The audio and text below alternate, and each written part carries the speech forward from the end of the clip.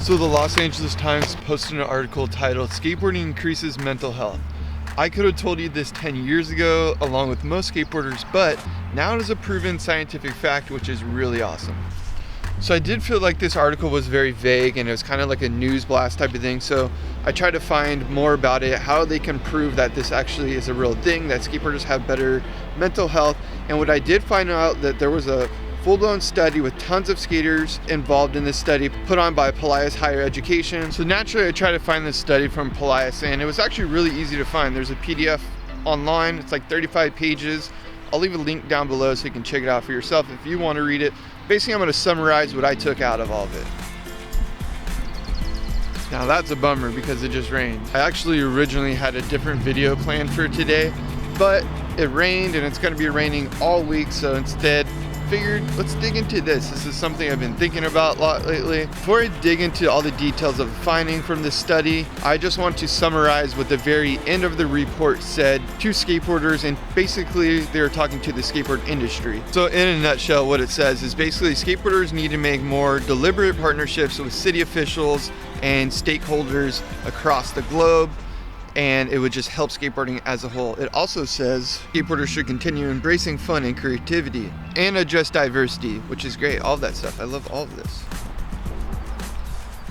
So there was two different surveys, one that had 81 questions and another one that had 72 questions, and both of these surveys were taken by skateboarders like you and I across the world, from everyday skateboarders to people that skate from maybe twice or once a week. A nice average roundabout so that they didn't get super biased answers, and it was a good group of diverse skateboarders. Main topics of this survey were demographics, perspectives on skateboarding, encounters with police, education, life concerns, and more. I'm actually just going to read you some of the questions and the answers that I found most interesting out of the whole survey. Thinking about your future, if free training workshops were offered in your community, which 3 topics would interest you? So we got 62 said filmmaking and photography, big surprise, right? 36 said music and audio production, and 35 said design and clothing. That doesn't really shock me. It's pretty awesome that skateboarders are just creative people. The next question is pretty good. It says, what types of resources are skateboarders seeking? 52% of the skaters said more skate parks, 13% said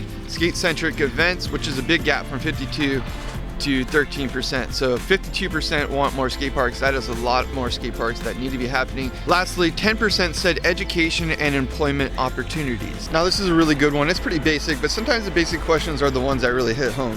Why do you skateboard? Simple as that. 76% of the skaters said to have fun. 62% said to get away from stress. 58% said to learn new tricks. What do you like best about your local skate park?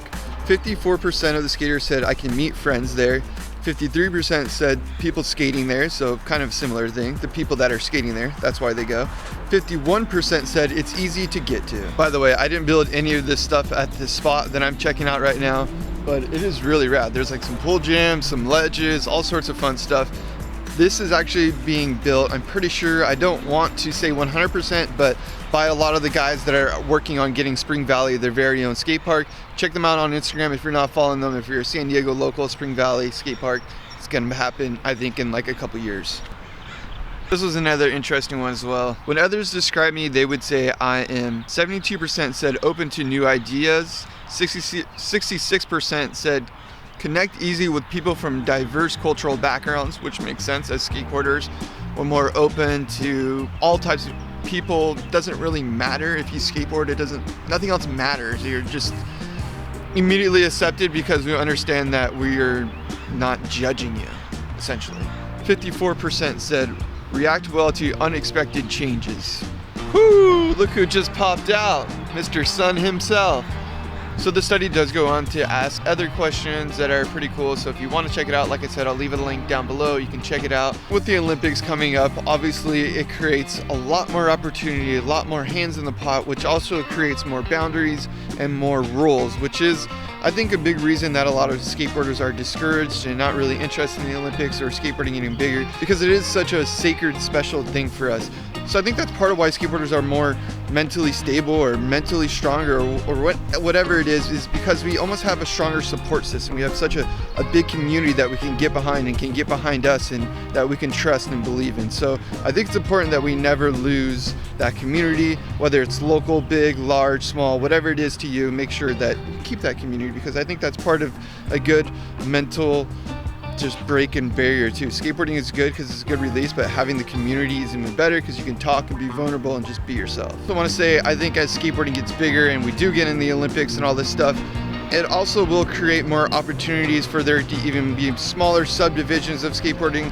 And that's what skateboarding is all about, just getting behind your local skate shop and your local skaters and building a local park and all that, because at the end of the day, that's going to make you much stronger and just a better person.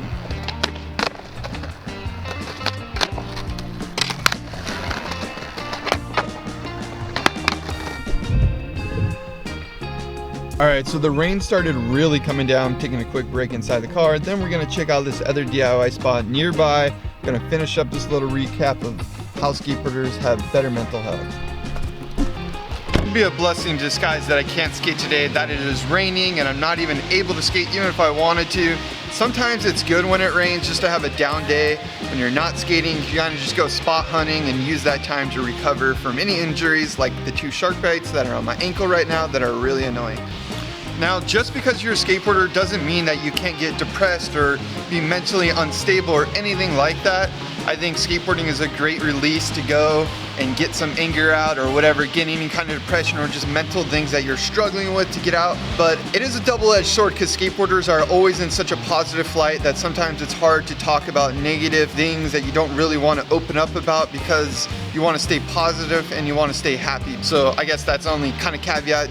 I'm really thankful that Polaris Higher Education put this whole survey on, put the study on, showing that skateboarders have increased mental health. It's nice to be in a professional setting and say, hey, I'm a skateboarder and that's what I do, and being taken seriously. It's the stigma that I'm getting at, I guess. It's cool that Polaris Higher Education put on this survey and put on this study proving that skateboarders have increased mental health and awareness, because simply that allows us to be taken more professionally in a working professional environment. Boarding is a big part of our lives and what makes us different from the rest of people.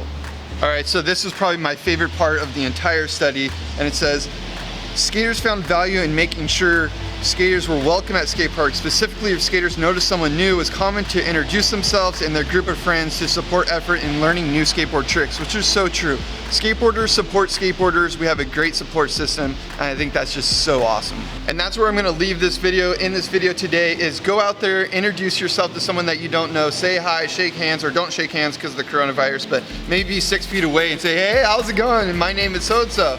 Just kidding. But point being here is just go out there, be yourself, be an individual with respect to other people that are here. We're all temporary living, and let's just enjoy life. Why not, right? Give this video a thumbs up if you enjoyed it. I know it's a little different, didn't get much skating done today, but it is raining, and this is kind of a cool topic to talk about because we should all be open to each other and getting and pushing each other into further places in life. Anyways, hope you guys enjoyed this video. Give us a thumbs up so other people can check it out. Here's what we would be skating if it wasn't raining today. Unfortunately it is, but we'll be back with the boys to get some